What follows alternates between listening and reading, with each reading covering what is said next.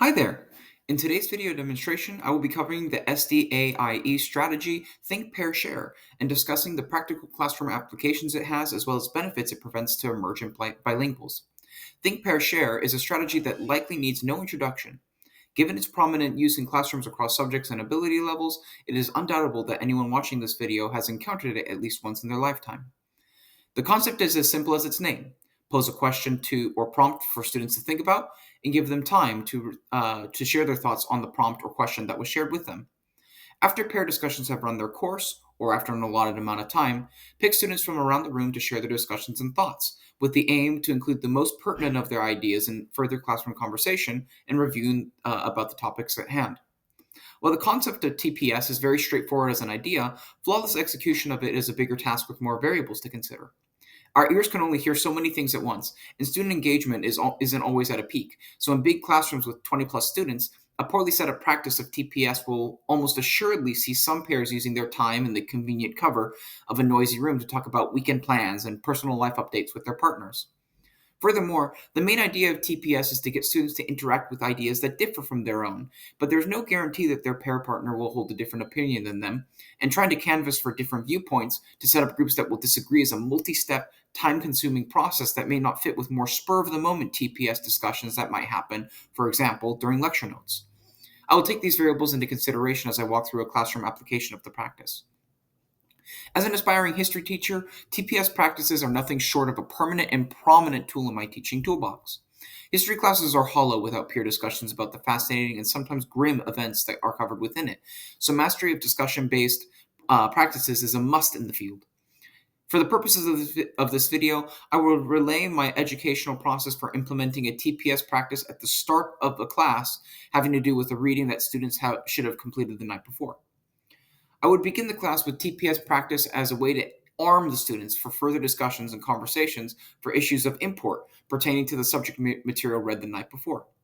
As an example, let's say that the students have read a chapter of the textbook that went through the lead up to World War II, including the multiple acts of appeasement that set the stage for Hitler's war of aggression. I might begin the class with a small series of questions like, what were the reasons that European leaders like Neville Chamberlain and Albert Lebrun had it that, in their minds, justified the use of appeasement of Hitler? In order to come to and maintain those conclusions, did they have to ignore signs that their strategy was failing? If so, what signs? I would then ask students to pair up with one or more or two neighbors to share their thoughts for 5 to 10 minutes, depending on how the flow of conversation happened. In order to prompt engagement with the questions, I would signal to students that one or both of questions would appear on the test in one form or another, and that if they were caught discussing unrelated matters without being able to answer the questions as I walked around the room, they would lose one or more participation points for the day. Participation points would have been previously established to be a very important metric in the class, so this would be a consequence not to be taken lightly. Discussion of this topic can segue nicely into a broader, more creative question where students consider if they agree with Chamberlain's and Lebrun's actions of appeasement with historical and context in mind, and to consider what they might have done differently at the time if they didn't know Hitler was going to start World War II. Discussion on this topic could be transferred into an agree-disagree segment, where some student solutions were selected and then debated amongst each other as a class, with students defending their choice to agree or disagree with a solution. This process could cover the chance that students pair up with peers that agree with them. Even if they did, they would still be put in a situation where they have to argue for their standpoint. TPS practices also function as a springboard for emergent bilinguals. Primarily, they promote a sense of belonging among students, helping them build community with their classmates. This is a process accelerated by thoughtful consideration of how long to keep groups together before shaking up the classroom with a new configuration. For emergent bilinguals, confidence is key, and by giving them the opportunity and time to build rapport and community with a certain set of neighbors before switching up the classroom so they have new neighbors, it gives them time and ease to practice the skills they are building with people they become familiar with before braving new waters with students they may only know from seeing them in class or hearing them speak.